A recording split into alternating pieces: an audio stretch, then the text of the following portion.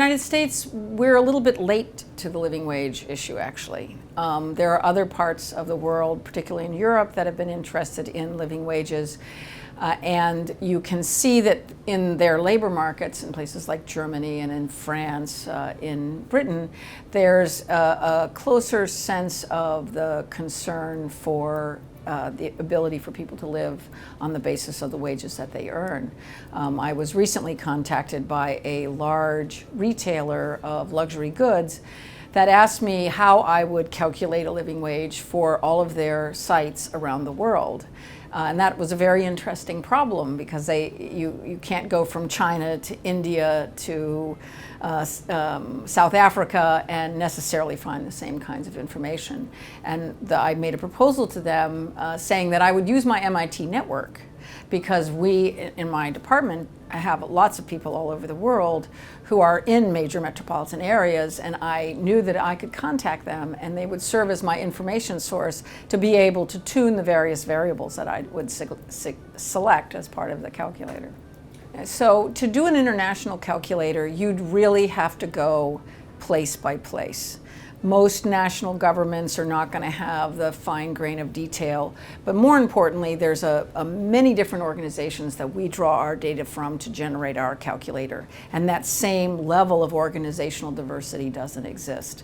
To do that, as a consequence, you'd end up having to zoom into Beijing, as an example, and canvass realtors, and canvass childcare providers, and canvass healthcare providers, and various other components that go into the calculator.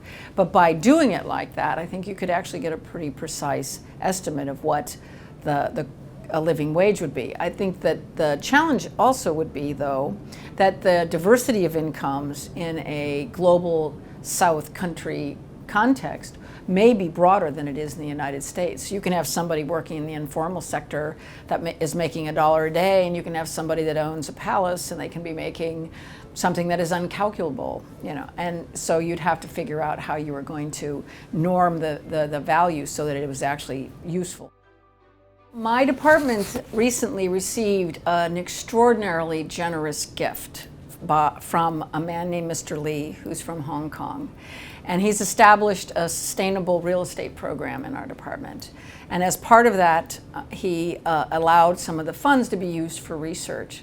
And I've submitted a grant to the research fund to study the spatial distribution of power plants in China and to figure out how to decommission, how to take out coal and how to put in natural gas. And by doing that, it will make many places redundant. Many physical facilities will be redundant, and they'll have to figure out how to manage that. And so we've proposed to actually work on a site-by-site basis to come up with a typology, if you will, of power plant locations that could then be renovated to return that land into the real estate market.